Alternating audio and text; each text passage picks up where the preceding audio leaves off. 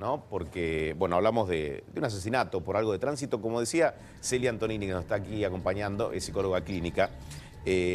Bueno, de un hecho de tránsito que uno sabe cómo empieza, ¿no? Quizás con una palabra o un pedido para que retiren un coche de un lugar y culmina así. Bueno, es lo que hablábamos antes, esta cosa del acelerador y el freno, el centro de las emociones y el centro del pensamiento, que es lo que hace que uno tenga conciencia de lo que está bien y de lo que está mal y actúe de acuerdo a eso. Cuando contaba el señor lo que había pasado, cuando él fue a la casa del asesino, la misma familia era violenta. Claro. Y lo quisieron agredir, que esto que hablábamos antes de cómo está corrido el límite. Pero por sobre todo quiero decir algo y que es muy importante. Este centro del control que tenemos, este pensamiento que hace que nosotros nos permita no ir a la conducta, o sea, tener un sentimiento, porque a veces uno dice, bueno, lo mataría o le haría tal cosa, y el 99% de la gente puede tener esa emoción de querer hacer algo que no corresponde, pero este centro de control es el que le permite no llevarlo a la conducta. Claro, no ir a la casa, buscar un arma y matarlo. Hay un abismo entre lo que uno piensa y eso poder llevarlo a la conducta. Pero ¿qué quita automáticamente este centro de control de las emociones? El alcohol y las drogas. Además de alguna patología de base como fue lo que pasó en Mendoza y posiblemente en este caso. Pero no importa, si no es una patología de base, si no es una persona que ya viene fallada, que tiene mucho acelerador y poco freno y cuando el freno no funciona, hace lo que hizo la persona esta de Mendoza, una de las causas que hacen que uno no le importen las consecuencias es que está de alguna manera obnubilado, está de alguna manera distorsionada la posibilidad de control debido a las drogas o al alcohol. ¿Y cuánto puede tener la familia? Recién hacía referencia a esa familia que amenazó a uno de las personas cercanas a quien resultó la víctima fatal. ¿Qué papel juega? Porque ese vuelvo y te mato, que puede ser una sola frase, puede ser esa familia la que alienta a que concrete lo que había dicho No necesariamente la alienta, pero si uno se cría o vive en un ambiente de agresión, la agresión, como decíamos antes, se transforma en algo normal. Claro. Por lo cual, eso no es agresión. Para ser agresivo, uno tiene que pasar y dar un salto, como es, vos no sabés con quién te metiste. Claro. Entonces, una persona dice, vos no sabes con quién te metiste, y a lo mejor habla o hace un intercambio de palabras, pero ir a buscar un arma y volver, sabe lo que está haciendo, pero la agresión aparece pasado el límite. Y la misma familia, porque convengamos que todo es educación, si nosotros nos formamos desde chicos en lo que corresponde, en lo que está bien, en lo que está mal, pasar esos límites tiene costos. Hoy en día en la sociedad hay mucha agresión, está como habilitada. Y dentro de las familias, cuando las familias son agresivas, estas cosas son una buena base para que sucedan este tipo de situaciones. Sí, es un relato salvaje. Es de la ficción. Parece de la ficción, ¿no? Por un hecho menor, completamente menor.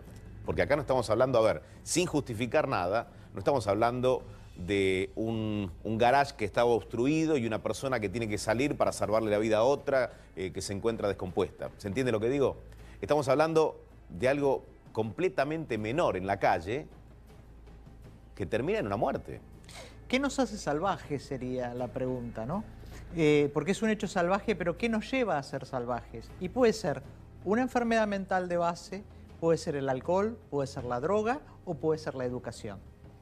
Entonces, cualquiera de estas situaciones, o algunas en su conjunto, eso hace que que seamos salvajes. Porque realmente son situaciones que están totalmente desproporcionadas a los hechos.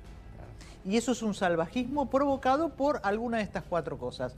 Mucho tiene que ver la educación, pero también el alcohol, la droga o una enfermedad de base. ¿Y qué puntos de contacto con lo que estamos analizando hace un rato de lo ocurrido en Mendoza, con el triple femicidio? Digo, de personas que, no sé, no sabemos nada acerca del perfil de quien atacó en este caso. Quizás era violento o quizás lo sacó de esa situación en particular.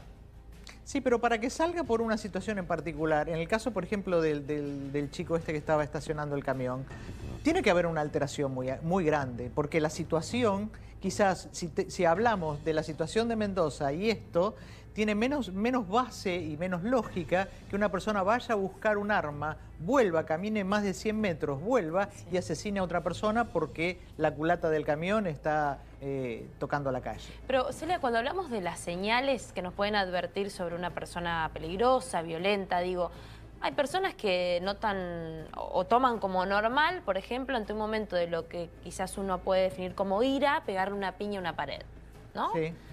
Y dice, bueno, yo no le hago daño a nadie, me descargo de esa forma. Digo, ¿eso va increyendo o puede ser digno, digamos, de alguien que simplemente no tiene paciencia, no tiene tolerancia, digo, y es una personalidad difícil, pero no un potencial asesino o agresor contra otra persona? No, digo. ya es una persona que los mecanismos que tiene o sea, la bronca que tiene para después canalizarla pegándole una trompada a la pared, habla de dos cosas. Primero, que tiene un mecanismo de control, en vez de pegarle a la persona, le pega a la pared. Pero no tiene un buen mecanismo de control, porque para llegar a ese nivel de emoción, para tener que descargarla físicamente, o sea, y no quedarse con la bronca sin moverse, sin pegar ni siquiera un puñetazo en la mesa, ya está hablando de que hay una falla en el control. Digo, si ¿Se eso, entiende lo que eso me está pasando, ¿me tengo que preocupar? Digo, ¿tengo que advertirlo? Por supuesto, Tengo que reaccionar, pero hacer esto algo. es lo que yo digo, nosotros ¿cuándo podemos señalar que una persona es agresiva? Ya hay cosas que inclusive las vamos tomando como naturales. Y hay otra cosa muy importante, cuando una persona es agresiva dentro del hogar, si no tiene un altísimo nivel de agresión, quiere decir que si no le rompe los huesos a la persona o la manda al hospital, termina uno por incorporar que esa persona es de esa forma, no le hables así. Tiene mal porque se carácter, pone mal. claro. Tené cuidado con esto. Entonces se toma y termina por ser algo como normal, algo que no es normal. Bien, ya volvemos, Celia. ¿Qué provoca en la vida de todos nosotros un hecho como este, Celia? Digo, ¿cómo lo procesamos? Digo, un hecho que por algo muy menor termina en una muerte. Yo creo que provoca miedo, provoca temor, no estamos cubiertos de nada. Hay mucha gente que le puede pasar esto, no solamente por estacionar mal, sino por cualquier cosa. O sea, el nivel de agresión que hay realmente es preocupante. No creo que esto tranquilice a ninguna persona porque no hay una situación personal. En lo de Mendoza había una situación es intrafamiliar, Sí. pero esto es estacionar un camión en un estacionamiento y le provoca la muerte a cualquier cosa que a otro no le guste. ¿Pero qué nos hace ser más cuidadosos de vivir aterrorizados las 24 horas, suponiendo que cualquiera nos puede matar? Digo, hasta por un hecho insignificante. La realidad es que es así en este momento, pero yo creo que esto debería cambiar con un tema de educación desde la infancia, de educación desde el colegio, de respetar las normas y de poder aprender a gestionar adecuadamente las emociones. Esto se educa, las emociones se educan. Claro, es ejemplos, premios y castigos también. Digo, que uno vea que si no haces las cosas apegadas a las normas, te va a pasar lo que te va a pasar. Absolutamente, es la única manera que tiene la sociedad, y no la sociedad argentina, la sociedad en su conjunto, en todos los países, de poder garantizar la seguridad de las personas. Si nosotros le permitimos sacar nuestras emociones y nuestras broncas y nuestras frustraciones libremente, sería una sociedad salvaje. Entonces, lo que le garantiza la vida a la gente para vivir en sociedad es justamente tener que tomar la norma, ajustarse a ella, y eso ayuda a que uno regule sus propias emociones. ¿Es irrecuperable una persona que hace esto? No creo. Yo creo que, salvo alguna situación muy particular, cualquier persona puede justamente recuperarse, porque gran parte de lo que estamos hablando es que la emoción, sí, no hay una patología de base, y cuando hay una patología de base también hay tratamientos para eso. Cualquier persona puede volver a reconstruirse en lo que tiene que ver con lo que corresponde y lo que no. ¿Y hay altas chances de no poder hacerlo? Sí, si hay una enfermedad de base con medicación, esto podría mejorar, pero esta interrupción de la emoción y ningún freno a la sensación que tenemos se puede corregir, salvo que haya una patología de base y muy grave.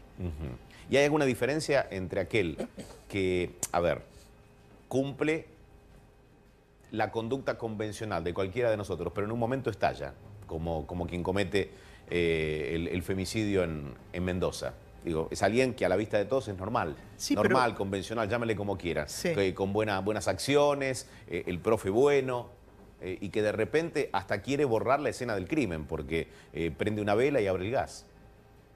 Si podemos darnos cuenta previamente. Claro, no, No. digo, si es tan malo ese que comete lo que comete, ¿sí? Sin ser una persona agresiva, o el que es agresivo y vive su vida amenazando a todo el mundo y teniendo acciones violentas. Es igualmente. Es igual. Es igual. Cuando uno cruza Se evalúa, claro, el haber cruzado ese haber límite. cruzado el límite, porque ¿cuántos de nosotros normalmente tenemos sensaciones muy intensas de bronca, de molestia, y las controlamos? Entonces, lo que se castiga y lo que debería castigarse es el cruce del límite. Las circunstancias o los motivos por los cuales hasta uno los anecdótico. cruza.